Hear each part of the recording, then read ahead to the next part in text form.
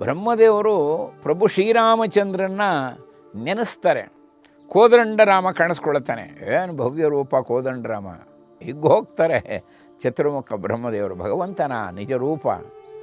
ಅವರು ಪಕ್ಕದಲ್ಲಿರುವಂಥ ಪುಷ್ಪಕರಂಡ, ಈ ಹೂವಿನಿಡುವಂಥ ಒಂದು ಸಣ್ಣ ಚಿನ್ನದ ಪಾತ್ರೆ ಪುಷ್ಪಕರಂಡ, ಅದರಲ್ಲಿ ತುಳಸಿ ಇಟ್ಟಿರ್ತಾರೆ. ಈ ತುಳಸಿಯನ್ನು ಹಾಕಿ ಕೊಡೋದೇ ಶಂಕುಕರ್ಣನ ಕರ್ತವ್ಯ. ನಿತ್ಯ ಅದೇ ಮಾಡ್ತಾ ಇದ್ದಿದ್ದು. ಪುಷ್ಪಕರಂಡದಲ್ಲಿ ತುಳಸಿನೇ ಇರೋಲ್ಲ, ಪೂರ್ತಿ ಅದು ಖಾಲಿ ಆಗಿಬಿಟ್ಟಿದೆ, ಅದರಲ್ಲೇನು ಉಳಿದಿರೋದಿಲ್ಲ ಶೇಷ. ನೋಡ್ತಾರೆ ರಾಮದೇವರು ಕಾಣಿಸ್ಕೊಂಡಿದ್ದಾರೆ, ಇಲ್ಲಿ ತುಳಸಿ ಇಲ್ಲ. ಪಕ್ಕದಲ್ಲಿ ನೋಡ್ತಾರೆ, ಇವನು ಕಣ್ಣು ಮುಚ್ಕೊಂಡು ಬಿಟ್ಟಿದ್ದಾನೆ ಧ್ಯಾನದಲ್ಲಿ. ಈ ಬ್ರಹ್ಮದೇವರು ಒಂದ್ಸರಿ ಕೂಗ್ತಾರೆ, ಶಂಕುಕರ್ಣ ಅಂದರೆ ಈ ಪುಷ್ಪಕರಂಡದಲ್ಲಿ ತುಳಸಿ ಇಲ್ವಲ್ಲ ಅಂತ ಅವರು ಚಿಂತನೆ. ರಾಮದೇವರು ಪೂಜೆ ಮಾಡಬೇಕು, ಸಂಭ್ರಮ, ಅದು ಮುಖ್ಯ. ಅದು ರಾಮನ ಚರಣಕ್ಕೆ ತುಳಸಿ ಹಾಕಬೇಕು ಅಂತ 2 ಸಲ ಕೂಗ್ತಾರೆ.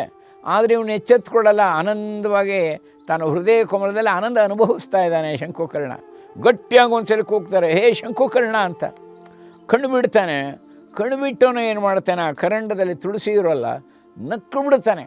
ಕೆಲವರು ತಪ್ಪು ಮಾಡಿದಾಗ ನಕ್ಕು ಬಿಡ್ತಾರೆ. ನಕ್ಕು ಬಿಡ್ತಾನೆ. ಬ್ರಹ್ಮದೇವ್ರಿಗೆ ಸಿಟ್ಟು ಬಂದುಬಿಡುತ್ತೆ. ನೀನು ರಾಕ್ಷಸ ಯೋನಿಯಲ್ಲಿ ಹುಟ್ಟುಬಿಡು ಅಂತೇಳಿ ಶಾಪ ಕೊಟ್ಬಿಡ್ತಾನೆ.